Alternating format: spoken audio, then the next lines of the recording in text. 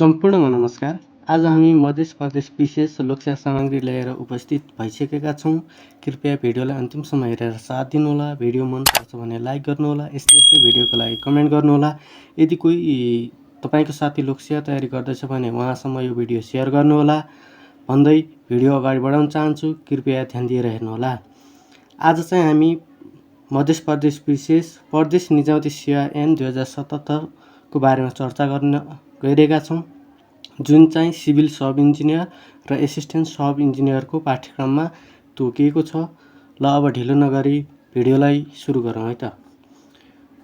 प्रदेश निजामती सेवा ऐन 2077 भनेको छ प्रमाणीकरण भनेको चाहिँ 2077 10/28 गते यसलाई प्रमाणीकरण गरियो।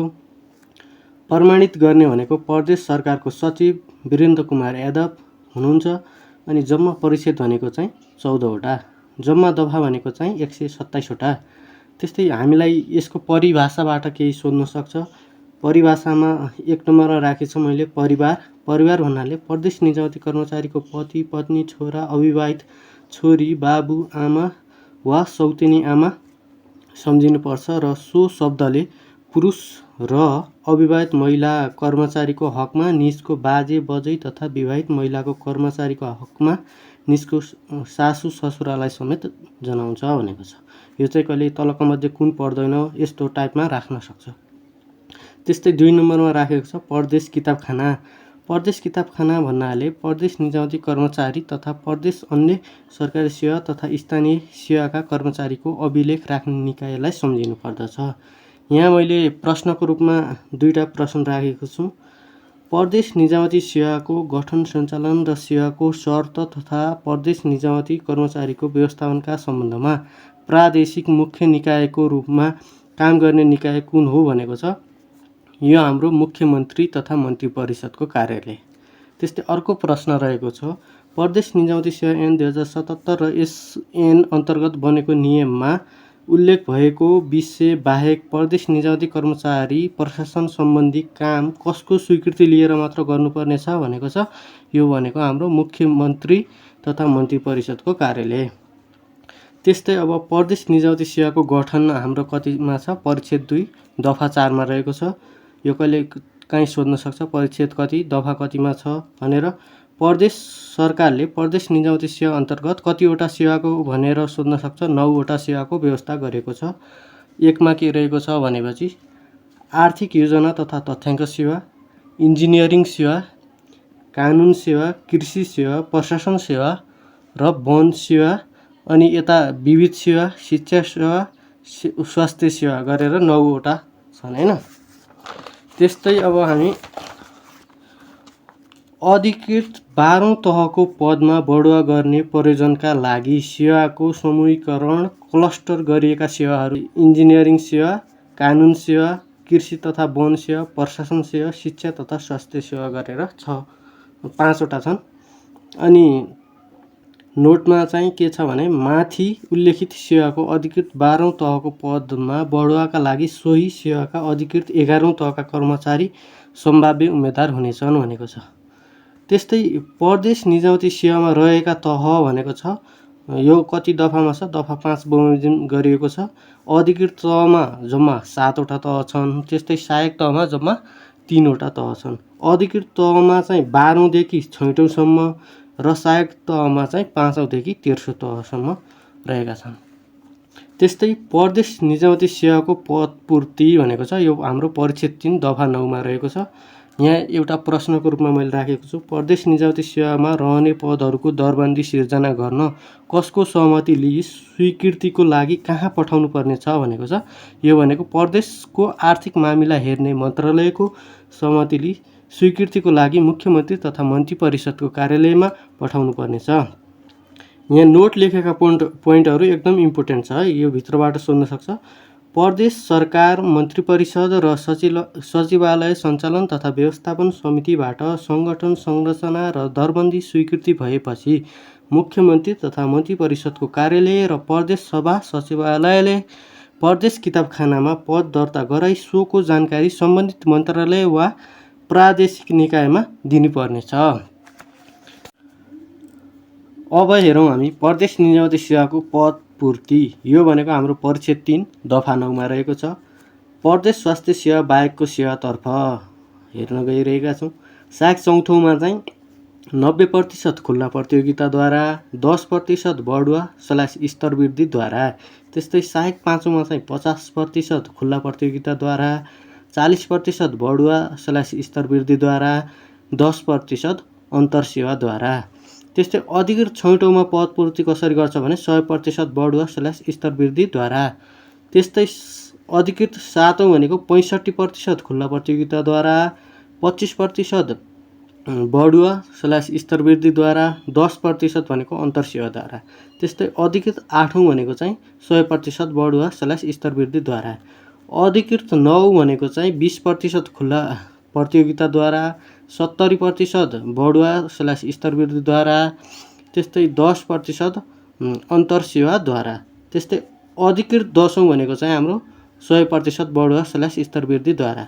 अधिकृत 11औँ भनेको 15% खुल्ला प्रतियोगिताद्वारा, 75 भनेको चाहिँ बढुवा / स्तर वृद्धिद्वारा, 10% भनेको अन्तरसेवाद्वारा। त्यस्तै अधिकृत 12औँमा चाहिँ 100% बढुवा / स्तर वृद्धिद्वारा पद पूर्ति गर्ने गर्छ। त्यस्तै पद पूर्ति सम्बन्धी विशेष व्यवस्थामा के छ हेरौँ। प्रदेश निजामती सेवालाई समावेशी बनाउन खुल्ला प्रतियोगितात्मक परीक्षाद्वारा पूर्ति हुने पदमध्ये 49% पद छुट्याई सोलाई 100% मानी देय बमोजिमका उम्मेदवार बीच छुट्टै प्रतिस्पर्धा गराई पद पूर्ति गरिनेछ भनेको छ। कति प्रतिशत भनेर सोध्न सक्छ? 49% लाई 100 मानेर है। मधेसी कति प्रतिशत भनेपछि मधेसीलाई 54% छुट्याएको छ, दलितलाई 17%, मुस्लिमलाई 12%, आदिवासी जनजातिलाई 6%, त्यस्तै थारूलाई 5%, आर्थिक रूपले विपन्न भनेको 4%, अपाङ्गलाई 2% गरेर पद पूर्तिको लागि छुट्याएको छ कोटा सिस्टममा। अनि नोटभित्र लेखेका कुराहरू एकदम इम्पोर्टेन्ट छ है। नोटभित्रका कुराहरू इम्पोर्टेन्ट छ, सोध्न सक्छ। अपाङ्गमा आरक्षण प्राप्त गर्न सरकारी निकायबाट क र ख वर्गको अपाङ्गताको परिचय पत्र प्राप्त गरेको व्यक्तिलाई मात्र उपलब्ध गराइनेछ। कुन वर्ग भनेर सोध्न सक्छ? क र ख वर्ग। अनि माथि उल्लेखित प्रत्येक समूहमा, माथि उल्लेखित भनेको यो कोटा सिस्टमको यो 7वटा छ नि, यो समूहमा 50% सम्बन्धित समूहका महिलाका लागि आरक्षित रहनेछ। प्रत्येक कोटामा जस्तै थारूलाई 5% दिएको छ भने 5%लाई 100% मानेर 50% महिला र 50% बाँकी अरू हुने भए। अनि एक व्यक्तिले सेवा अवधिभर एक पटक मात्र लिन पाउने आरक्षण सुविधा एक पटक मात्र लिन पाउने है सेवा अवधिभर।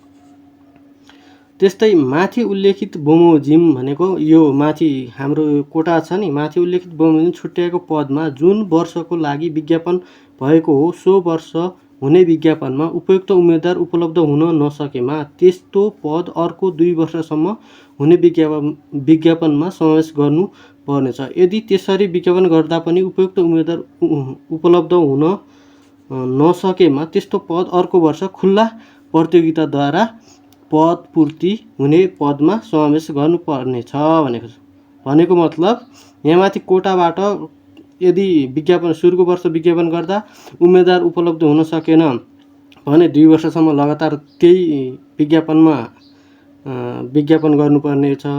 यदि 2 वर्षसम्म गर्दा पनि उपलब्ध भएन भनेपछि चाहिँ तेस्रो वर्ष चाहिँ खुल्ला प्रतियोगितामा पद पूर्ति समावेश गर्नुपर्नेछ भनेको छ। त्यस्तै माथि उल्लेखित भनेको फेरि यही हो। माथि उल्लेखित भनेको यो कोटा। माथि उल्लेखित बमोजिम निर्धारण गरिएको प्रतिशतद्वारा पद पूर्ति गर्ने व्यवस्था प्रत्येक 10 वर्षमा, कति वर्षमा पुनरावलोकन गर्ने? 10 वर्षमा पुनरावलोकन गर्नुपर्नेछ। 10 वर्षमा चाहिँ यो फेरबदल गर्नुपर्नेछ। त्यस्तै माथि उल्लेखित भनेको फेरि त्यही कोटा सिस्टम हो। माथि उल्लेखित बमोजिम प्रतिशत बमोजिम पद सङ्ख्या निर्धारण गर्दा कुनै विवाद आएमा प्रदेश लोकसेवा आयोगको निर्णय नै अन्तिम हुनेछ। कसको निर्णय अन्तिम हुनेछ? प्रदेश लोकसेवा आयोगको निर्णय अन्तिम हुनेछ। त्यस्तै पद पूर्तिको माग गर्ने कतिमा छ? परिच्छेद 3 दफा 10 मा छ। यो कहिलेकाहीँ सोध्न पनि सक्छ। यस्तो कुरा खासै सोधिया त देखेको छैन। प्रदेश निजामती सेवाको कुनै पद रिक्त भएमा सम्बन्धित कार्यालयले त्यसरी पद रिक्त भएको मितिले कति दिनभित्र भनेर यस्तो चाहिँ सोध्न सक्छ। 15 दिनभित्र सोको विवरण आफूभन्दा माथिल्लो निकाय समक्ष पठाउनु पर्नेछ। रिक्त पद जानकारी प्राप्त भएपछि सो निकायले सरुवाद्वारा पद पूर्ति गर्न सकिने भए पद पूर्ति गर्ने र नसकिने भए अधिकृत 7औं तहदेखि माथिको पदको हकमा सेवा सञ्चालन गर्ने निकाय मार्फत माग फारम भरी मुख्यमन्त्री तथा मन्त्री परिषदको कार्यालयमा पठाउनु पर्नेछ र सहायक कर्मचारीको हकमा पद पूर्तिका लागि प्रदेश लोकसेवा आयोगमा पठाउनु पर्नेछ। यो लाइन पनि अलि इम्पोर्टेन्ट छ।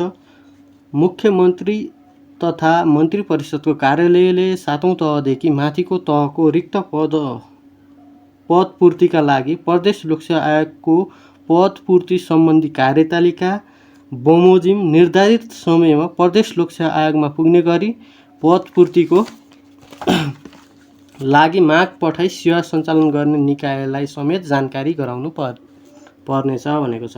त्यस्तै प्रदेश लोकसेवा आयोगको सिफारिसमा नियुक्ति हुने भनेको छ। खुल्ला प्रतियोगिता वा अन्तरसेवा प्रतियोगिताद्वारा पूर्ति हुने पदमा प्रदेश लोकसेवा आयोगको सिफारिसमा नियुक्ति गरिनेछ।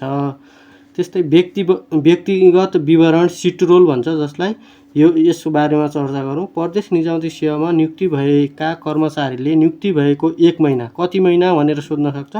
1 महिनाभित्र 30 दिनभित्र आफ्नो व्यक्तिगत विवरण तयार गरी कार्यरत कार्यालयमा पेश गर्नुपर्नेछ।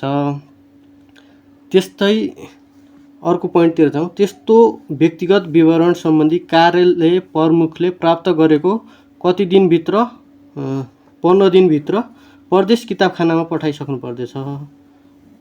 त्यस्तै प्रदेश किताबखानाले व्यक्तिगत विवरण प्राप्त गरेको मितिले 15 दिनभित्र दर्ता गरी अभिलेख राख्नुपर्नेछ तथा सम्बन्धित कर्मचारीलाई सङ्केत नम्बर उपलब्ध गराउनु पर्नेछ। कर्मचारीको व्यक्तिगत विवरण दुरुस्त राख्न लगाउने जिम्मा कसको हुनेछ भनेर सोध्न सक्छ। जिम्मेवारी सम्बन्धित कार्यालय प्रमुखको हुनेछ। त्यस्तै सिट रोल फारम 4%।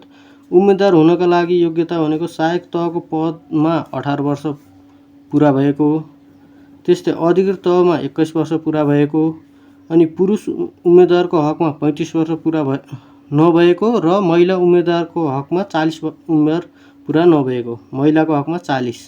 तर इन्जिनियरिङ सेवा, कृषि सेवा, वन सेवा, स्वास्थ्य सेवाको हकमा 40 वर्ष ननागेको व्यक्ति उम्मेदवार हुन सक्नेछ भनेको छ। त्यस्तै कायम मुकायम र निमित्त भनेको छ। यसको बारेमा चर्चा गरौँ।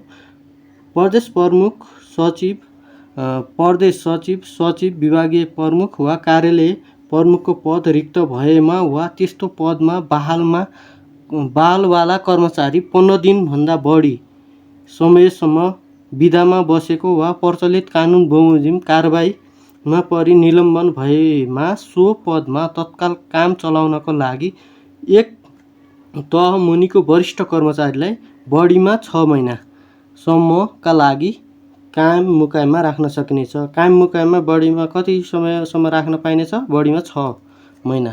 बढीमा 6 महिना। यो पनि सोध्न सक्छ। त्यस्तै अर्को छ शपथ ग्रहण। पहिलो पटक नियुक्ति भई आफ्नो कार्यभार सम्हाल्नु अघि प्रत्येक प्रदेश निजामती कर्मचारीले तोकिए बमोजिमको शपथ ग्रहण गर्नुपर्नेछ। परीक्षणकाल भनेको चाहिँ महिला कर्मचारीको हकमा 6 महिना र पुरुष कर्मचारीको हकमा 1 वर्षको परीक्षणकाल रहेको छ। प्रमुख सचिव र सचिवको पदावधि भनेको चाहिँ उमेरको हद ननाग्ने गरी प्रमुख सचिवको पदावधि 3 वर्ष र सचिवको पदावधि 5 वर्षको हुनेछ। त्यस्तै सरुवा र काज भनेको छ। यो भनेको हाम्रो परिच्छेद 5 दफा 25 मा रहेको छ। अधिकृत 12औं र 11औं तहका कर्मचारीलाई सामान्यतया कम्तीमा 6 महिना र सोभन्दा मुनिका कर्मचारीलाई 2 वर्ष पुरा नभई सरुवा गरिने छैन भनेको छ। कति वर्ष? 2 वर्ष। सहायक कर्मचारीको लागि 2 वर्ष र अधिकृत 12औं र 11औं तहका कर्मचारीलाई सामान्य 6 महिना भनेको छ। त्यस्तै अधिकृत 12औं र 11औं तहका कर्मचारीको सरुवा र पद स्थापना प्रदेश सरकार मन्त्री परिषदले गर्नेछ। कसले गर्नेछ भनेर सोध्न सक्छ। प्रदेश सरकार मन्त्री परिषदले गर्नेछ। त्यस्तै अधिकृत 10औं र 9औं तहको कर्मचारीको सरुवा वा पद स्थापना मन्त्री परिषद मुख्यमन्त्री तथा मन्त्री परिषदको कार्यालयले गर्नेछ। त्यस्तै 8औं र 7औं तहका कर्मचारीको सरुवा वा पद स्थापना सम्बन्धित मन्त्रालयले गर्नेछ। त्यस्तै अधिकृत 6औं वा सोभन्दा मुनि तहका कर्मचारीको सरुवा विभागीय प्रमुखले गर्नेछ। त्यस्तै एक मन्त्रालय वा अन्तर्गतको विभाग वा कार्यालयको प्रदेश निजामती कर्मचारीलाई अर्को मन्त्रालय र अन्तर्गतको विभाग वा कार्यालयमा मुख्यमन्त्री तथा मन्त्री परिषदको कार्यालयले सरुवा गर्नेछ। यो पनि इम्पोर्टेन्ट पोइन्ट रहेका छन्। त्यस्तै काज सम्बन्धी व्यवस्था हाम्रो दफा 26 मा रहेको छ। काज भनेको चाहिँ काज 1 वर्षमा 3 महिनाभन्दा बढी अवधिका लागि काज खटाउन पाइने छैन। कति अवधिका लागि? 3 महिनाभन्दा बढी अवधिका लागि। एक पटकका लागि 3 महिनाभन्दा बढी कुनै कर्मचारीलाई काज खटाउनु पर्ने भएमा काज खटाउने निकायले सम्बन्धित निकाय र मुख्यमन्त्री तथा मन्त्री परिषदको कार्यालयको सहमति लिई बढीमा 1 वर्ष काजमा खटाउन सकिनेछ भनेको छ। त्यस्तै अब अर्को पेजमा जाउँ। काजको अवधिभन्दा बढी समय काज खटिएको निकायमा हाजिर गर्ने र हाजिर गराउने कर्मचारीलाई कुन सजाय हुनेछ? विभागीय सजाय कारबाही गरिनेछ भनेको छ। त्यस्तै जिम्मेवारी नदिई राख्न नहुने कुनै पनि प्रदेश निजामती कर्मचारीलाई लामो समय भिदामा रहेकोमा निलम्बन भएको अवस्थामा बाहेक पदीय जिम्मेवारी नदिई कति महिना भनेको छ? 2 महिनाभन्दा बढी अवधिसम्म राख्न नहुने। यदि राखेमा जिम्मेवारी दिई काम लगाउनुपर्ने दायित्व भएको पदाधिकारीलाई विभागीय कारबाही हुनेछ भनेको छ। यो पनि इम्पोर्टेन्ट छ। मैले रातो लागेकोहरू इम्पोर्टेन्ट छ है। बढुवा र स्तरवृद्धि हाम्रो परिच्छेद 6 मा छ। त्यस्तै बढुवा समिति हाम्रो दफा 28 मा रहेको छ। अब क मा छ प्रमुख सचिव बाहेक अधिकृत 12औं 11औं र 9औं तहको पदका लागि कसरी बढुवा गर्छ? यसको अध्यक्ष को हुन्छ, सदस्य को हुन्छ हेरौँ है। प्रदेश लोकसेवा आयोगको अध्यक्ष वा निजले तोकेको सो आयोगको सदस्य चाहिँ अध्यक्ष हुन्छ।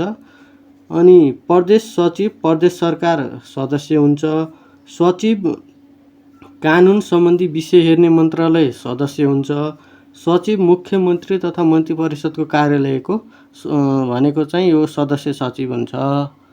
त्यस्तै अब सहायक 4औं 5औं र अधिकृत 7औं तहका पदका लागि चाहिँ को हुन्छ बढुवा समितिमा? प्रदेश लोकसेवा आयोगको अध्यक्षले तोकेको सो आयोगको सदस्य भनेको चाहिँ यो अध्यक्ष हुन्छ। त्यस्तै सचिव मुख्यमन्त्री तथा मन्त्री परिषदको कार्यालय सदस्य हुन्छ। सचिव कानुन सम्बन्धी विषय हेर्ने मन्त्रालय सदस्य हुन्छ। त्यस्तै सेवा समूह वा उपसमूह सञ्चालन गर्ने मन्त्रालय वा निकायको सचिव वा निजले तोकेको अधिकृत 11औं तहको अधिकृत भनेको चाहिँ हाम्रो सदस्य सचिव हुन्छ। त्यस्तै बढुवाका लागि न्यूनतम योग्यता के त? अब अधिकृत 12औं मा बढुवा हुन, अधिकृत 12औं मा बढुवा हुनलाई सेवा अवधि कति हुनु पर्यो? अधिकृत 11औं तहमा कम्तीमा 5 वर्ष काम गरेको हुनु पर्यो। त्यस्तै शैक्षिक योग्यता भनेको कति हुनु पर्यो? सेवा समूहसँग सम्बन्धित विषयमा कम्तीमा स्नातक तह उत्तीर्ण गरेको हुनु पर्यो। त्यस्तै कार्य सम्पादन मूल्याङ्कनको अङ्क कति ल्याएको हुनु पर्यो? पछिल्लो 5 वर्षको औसत 80% ल्याएको हुनु पर्यो। त्यस्तै अर्को पेजतिर जाउँ। अधिकृत 11औं मा बढुवा हुन सेवा अवधि कति हुनु पर्यो? अधिकृत 10औं र 9औं तहमा कम्तीमा 5 वर्ष काम गरेको हुनु पर्यो। शैक्षिक योग्यता सेवा समूहसँग सम्बन्धित विषयमा कम्तीमा स्नातक तह उत्तीर्ण गरेको हुनु पर्यो। कार्य सम्पादन मूल्याङ्कन अङ्क कति ल्याएको हुनु पर्यो? पछिल्लो 5 वर्षको औसत 80% ल्याएको हुनु पर्यो। अधिकृत 9औं मा बढुवा हुन सेवा अवधि भनेको अधिकृत 8औं र 7औं मा कम्तीमा 5 वर्ष काम गरेको हुनु पर्यो। शैक्षिक योग्यता भनेको सेवा समूहसँग सम्बन्धित विषयमा कम्तीमा स्नातक तह उत्तीर्ण हुनु पर्यो। त्यस्तै कार्य सम्पादन मूल्याङ्कन अङ्क पछिल्लो 5 वर्षको औसत 80% ल्याएको हुनु पर्यो। त्यस्तै अधिकृत 7औं तहमा बढुवा हुन सेवा अवधि भनेको अधिकृत 6औं र सहायक 5औं तहमा कम्तीमा 5 वर्ष काम गरेको हुनु पर्यो। शैक्षिक योग्यता भनेको चाहिँ सेवा समूहसँग सम्बन्धित विषयमा कम्तीमा स्नातक तह उत्तीर्ण गरेको हुनु पर्यो। कार्य सम्पादन मूल्याङ्कन पछिल्लो 5 वर्षको औसत 80% ल्याएको हुनु पर्यो। त्यस्तै सहायक 5औंमा बढुवा हुन सेवा अवधि कति हुनु पर्यो भनेको सहायक 4औं तहमा कम्तीमा 3 वर्ष काम गरेको हुनु पर्यो। शैक्षिक योग्यता भनेको सेवासँग सम्बन्धित विषयमा कम्तीमा प्रवीणता प्रमाणपत्र तह उत्तीर्ण गरेको हुनु पर्यो। अनि कार्य सम्पादन मूल्याङ्कन अङ्क भनेको पछिल्लो 3 वर्षको औसत 80% ल्याएको हुनु पर्यो। त्यस्तै सहायक 4औंमा बढुवा हुनलाई सेवा अवधि भनेको चाहिँ सहायक 13औं तहमा कम्तीमा 3 वर्ष काम गरेको हुनु पर्यो। शैक्षिक योग्यता सेवासँग सम्बन्धित विषयमा एसी वा सो सरहको उत्तीर्ण गरेको हुनु पर्यो। अनि कार्य सम्पादन मूल्याङ्कन अङ्क कति ल्याएको हुनु पर्यो पछिल्लो 3 वर्षको औसत 80% ल्याएको हुनु पर्यो। त्यस्तै अब हामी अर्को ज्येष्ठता र कार्य सम्पादन मूल्याङ्कनद्वारा हुने बढुवातिर जाउँ। यो भित्र पनि कार्य सम्पादन मूल्याङ्कन बापत पाउने अङ्क धेरै इम्पोर्टेन्ट छ। सुपरिवेक्षकले दिन सक्ने अधिकतम अङ्क भनेको हाम्रो 25, पुनरावलोकनकर्ताले दिन सक्ने अधिकतम भनेको 10, पुनरावलोकन समितिले दिन सक्ने अधिकतम अङ्क भनेको 5 अङ्क। यो सोधिरहेको हुन्छ, यो इम्पोर्टेन्ट छ। स्तर वृद्धितिर जाउँ। स्तर वृद्धिभित्रको पोइन्टहरू चर्चा गरौँ। प्रदेश निजामती सेवाका देहायका तहमा सेवाकालीन तालिम प्राप्त गरेका कर्मचारीहरूको देहाय बमोजिम स्तर वृद्धि गरिनेछ। स्वास्थ्य सेवा बाहेकका कर्मचारीका लागि छ। अब यहाँ हालको तह भनेको जस्तै हालमा 5औं तहमा छ, स्तर वृद्धि हुने तह भनेको 6औं। सेवा अवधि कति हुनु पर्यो 3 वर्ष सेवा गरेको हुनु पर्यो। कार्य सम्पादन मूल्याङ्कन अङ्क कति पछिल्लो 3 वर्षको औसत 80% ल्याएको हुनु पर्यो। त्यस्तै अहिले 7औं तहमा छ। 8औं तहमा स्तर वृद्धि हुनको लागि 3 वर्ष सेवा अवधि हुनु पर्यो र कार्य सम्पादन मूल्याङ्कन अङ्क भनेको पछिल्लो 3 वर्षको औसत 80% ल्याएको हुनु पर्यो। त्यस्तै अहिले 9औं तहमा छ। 10औं तहमा स्तर वृद्धि हुनको लागि सेवा अवधि 3 वर्ष भयो। कार्य सम्पादन मूल्याङ्कन अङ्क पछिल्लो 3 वर्षको औसत 80% ल्याएको हुनु पर्यो। त्यस्तै नोट भनेको छ प्रत्येक वर्षको श्रावण 1 गते र माघको 1 गतेदेखि लागू हुने गरी स्तर वृद्धि गर्नुपर्ने छ भनेको छ। यो सोध्न सक्छ कहिलेदेखि भनेर। अनि निलम्बन भएमा पाउने तलब। निलम्बन भएमा पाउने तलब कति छ त? निलम्बन भएमा सो निलम्बनको अवधिभर निजले आफ्नो तलबको आधा मात्र पाउनेछ। अनि चाडपर्व खर्च कति छ भनेको खाइपाई आएको 1 महिनाको तलब बराबर 1 महिनाको तलब बराबरको रकम प्रत्येक आर्थिक वर्षमा एक पटक चाडपर्व खर्चको रूपमा पाउनेछ। त्यस्तै कर्मचारी सञ्चय कोषतिर जाउँ। मासिक तलबबाट 10% का दरले हुने रकम कट्टा गरी सो रकममा प्रदेश सरकारले 7% रकम थप गरी कर्मचारी सञ्चय कोषमा जम्मा गरिदिनेछ। यो थियो हाम्रो कर्मचारी सञ्चय कोष। अब हामी विशेष आर्थिक सुविधातिर जाउँ। विशेष आर्थिक सुविधामा चाहिँ कुनै प्रदेश निजामती कर्मचारी सेवामा छँदै मृत्यु भएमा निजको परिवारलाई खाइपाई आएको 12 महिनाको तलब बराबरको रकम एकमुष्ट विशेष आर्थिक सुविधा प्रदान गरिनेछ। 12 महिनाको तलब बराबरको दिने रहेछ आर्थिक विशेष आर्थिक सुविधामा चाहिँ। त्यस्तै अनिवार्य अवकाश भनेको चाहिँ परिच्छेद 8 दफा 54 मा रहेको छ। प्रदेश निजामती कर्मचारीले 60 वर्ष उमेर पुरा भएपछि प्रदेश निजामती सेवाबाट अनिवार्य अवकाश पाउनेछ भनेको छ। त्यस्तै तालिम सम्बन्धी व्यवस्था हाम्रो परिच्छेद 9 दफा 59 मा रहेको छ। प्रत्येक कार्यालय प्रमुख वा विभागीय प्रमुखले प्रत्येक आर्थिक वर्ष सुरु भएको 1 महिनाभित्र आफ्नो मातहतका कर्मचारीहरूको तालिम आवश्यक पहिचान गरी त्यस्तो तालिम उपलब्ध गराउन आवश्यक पहल गर्नुपर्नेछ। यो पनि इम्पोर्टेन्ट पोइन्ट हो। त्यस्तै हाम्रो अध्ययन तालिम वा अध्ययन भ्रमण हाम्रो दफा 60 मा रहेको छ। प्रदेश सरकारको सम्बन्धित मन्त्रालय, आयोग वा सचिवालयले आफ्नो मातहतका कर्मचारीलाई अध्ययन, तालिम वा अध्ययन भ्रमणमा पठाउनको लागि प्रत्येक वर्ष सो सम्बन्धी विवरण तयार गरी मुख्यमन्त्री तथा मन्त्री परिषदको कार्यालयमा पठाउनु पर्नेछ। कहाँ पठाउनु पर्नेछ? मुख्यमन्त्री तथा मन्त्री परिषदको कार्यालयमा पठाउनु पर्नेछ। प्रदेश सरकारको जुनसुकै निकायमा प्राप्त भएका अध्ययन, तालिम वा अध्ययन भ्रमणको बाँडफाँड गर्न देहाय बमोजिमको समिति रहनेछ भनेको छ। प्रमुख सचिव प्रदेश सरकारको अध्यक्ष रहनेछ यो समितिमा। सचिव प्रदेश सभा सचिवालय सदस्य रहनेछ। सचिव आर्थिक मामिला तथा योजना मन्त्रालय सदस्य रहनेछ। सचिव कानुन सम्बन्धी विषय हेर्ने सचिव सदस्य रहनेछ। सचिव मुख्यमन्त्री तथा मन्त्री परिषदको कार्यालय सदस्य सचिव रहनेछ। त्यस्तै अर्को पेजतिर जाउँ। अध्ययन तालिम वा अध्ययन भ्रमण पुरा गरेपछि सेवा गर्नुपर्ने अवधि भनेको छ। प्रदेश सरकारको मनोनयनमा 3 महिनाभन्दा बढी अवधिको तालिम, अध्ययन वा अध्ययन भ्रमणमा जाने प्रदेश निजामती कर्मचारीले अध्ययन, तालिम वा अध्ययन भ्रमण पुरा गरेपछि उक्त अवधिको न्यूनतम दोब्बर अवधिसम्म अनिवार्य रूपमा सेवा गर्नुपर्नेछ। कति? दोब्बर। 3 महिनाभन्दा बढी गएपछि यसको दोब्बर गर्नुपर्नेछ। जति महिना गरेको छ त्यसको दोब्बर। अनि विभागीय सजाय र पुनरावेदन परिच्छेद 12 मा रहेको छ। त्यो भित्र पनि विभागीय सजाय भनेको परिच्छेद 12 दफा 84 मा रहेको छ। अनि अब विभागीय सजायभित्र अन्तर्गतको सामान्य सजायमा नसिहत दिने अवस्था भनेको दफा 85 मा छ। यो भित्र के पर्छ हेरौँ। निजले सम्पादन गरेको काम सन्तोषजनक नभएमा यो विभागीय सजाय भित्रको पनि नसिहत दिने अवस्था हो।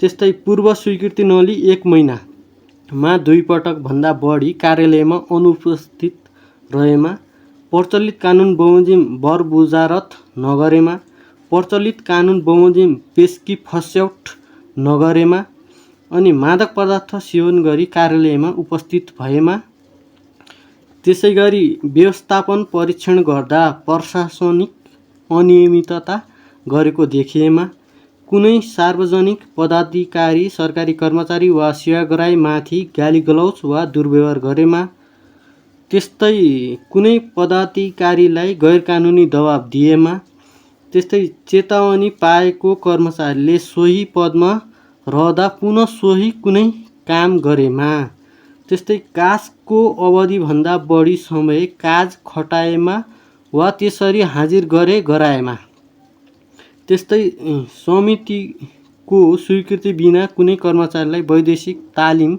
अध्ययन वा अध्ययन भ्रमणको लागि मनोनयन गरेमा चाहिँ यो नसिहत दिने अवस्था रहनेछ। त्यस्तै 2 नम्बरमा चाहिँ यो विभागीय सजायभित्र नै बढीमा 5 तलब वृद्धि रोक्का गर्ने वा बढीमा 5 वर्षसम्म बढुवा रोक्का गर्ने, यो भनेको दफा 86 मा रहेको छ। यो भित्र यस्तो अवस्था कसरी आउँछ भनेपछि ऐन वा प्रचलित कानुनले तोकिएको पदीय दायित्व जिम्मेवारी पूर्वक पुरा नगरेमा चाहिँ, त्यस्तै अनुशासनहीन काम गरेमा, त्यस्तै सेवाग्राहीको पिर मर्का र उजुरी पटक पटक व्यवस्था गरेको सम्बन्धमा आफूभन्दा माथिल्लो अधिकारीले दिएको निर्देशन पालना नगरेपछि, त्यस्तै अर्को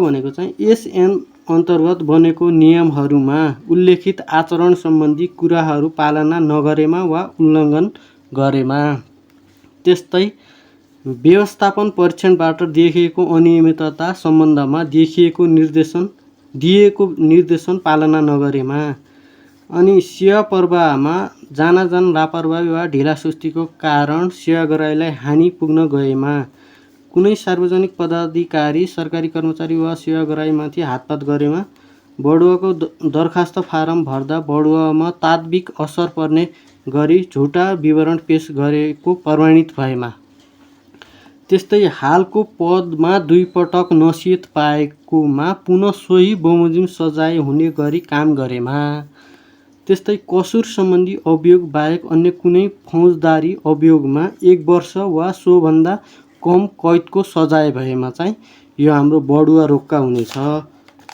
बढुवा रोक्का अथवा 5 तलब वृद्धि रोक्का। त्यस्तै विभागीय सजाय दिने अधिकारी को हुनेछ भनेर चर्चा गरौँ। अधिकृत 11औं तह वा सो सरहको पद वा सोभन्दा माथिको पदको कार्यरत प्रदेश निजामती कर्मचारीलाई कसले दिनेछ विभागीय सजाय भनेको प्रदेश सरकारले दिनेछ। त्यस्तै अधिकृत 7औं 8औं 9औं 10औं तह वा सो सरहको पदको कार्यरत प्रदेश निजामती कर्मचारीलाई प्रदेश मन्त्रालयको सचिव वा सो सरहको अधिकारीले चाहिँ यो विभागीय सजाय दिनेछ। सहायक तेर्सो चौथो 5औं र अधिकृत 6औं तह वा सो सरहको पदमा कार्यरत प्रदेश निजामती कर्मचारीलाई विभागीय प्रमुख वा निज कार्यरत कार्यालयको कम्तीमा 7औं तहको कार्यालय प्रमुखले चाहिँ यो विभागीय सजाय चाहिँ दिनेछ। त्यस्तै अब विशेष सजाय अन्तर्गत सेवाबाट हटाउने अवस्था कस्तो छ हेरौँ। यो चाहिँ हाम्रो दफा 87 मा छ। आफ्नो काम वा जिम्मेवारी पुरा गर्न नसकेमा वा त्यस्तो काम वा जिम्मेवारीको पटक व्यवस्था गरेमा चाहिँ सेवाबाट हटाउने अवस्था आउनेछ। त्यस्तै राजनीतिक दल वा सङ्गठनको सदस्यता लिएमा वा राजनीतिक क्रियाकलापमा संलग्न भएमा अनि कार्यालयको समयमा बार मादक पदार्थ सेवन गरेमा, त्यस्तै पटक अनुशासन र आदेश पालना नगरेमा, त्यस्तै बिदा स्वीकृति नगराई लगातार 90 दिनसम्म आफ्नो कार्यालयमा अनुपस्थित रहेमा, त्यस्तै बिदा स्वीकृति गराएकोमा बाहेक वैदेशिक अध्ययन तालिम वा अध्ययन भ्रमणमा गएको प्रदेश निजामती कर्मचारी त्यस्तो अध्ययन तालिम वा अध्ययन भ्रमण पुरा गरेको मितिले 30 दिनभित्र सम्बन्धित कार्यालयमा हाजिर नभएमा चाहिँ सेवाबाट हटाउने अवस्था आउनेछ। कुनै फौजदारी अभियोगमा अदालतबाट 1 वर्षभन्दा बढी कैदको सजाय भएमा चाहिँ यो पनि सेवाबाट हटाउने। अनि सेवा अवधिभर 3 पटक दफा 85 86 बमोजिमको सजाय पाइसकेकोमा पुनः सोही दफा बमोजिम सजाय हुने काम गरेमा, त्यस्तै हालको पदमा दफा 86 बमोजिम 2 पटक सजाय पाएकोमा पुनः सोही दफा बमोजिम सजाय हुने काम गरेमा चाहिँ यो सेवाबाट हटाउने अवस्था आउनेछ। त्यस्तै विशेष सजाय अन्तर्गतको सेवाबाट बर्खास्त गर्ने अवस्था बारे चर्चा गरौँ। यो चाहिँ हाम्रो दफा 87 मा नै छ। भ्रष्टाचार, राष्ट्रविरुद्ध, जासुस, लागु औषध कारोबार, सम्पत्ति शुद्धिकरण, पुरातात्विक वस्तु बेचबिखन, मानव बेचबिखन, अपहरण, शरीर बन्धक अनि जबरजस्तीकरण तथा नैतिक पतन देखिने अन्य अभियोगमा अदालतबाट कसुरदार ठहरिएमा चाहिँ सेवाबाट बर्खास्त गर्ने अवस्था आउनेछ।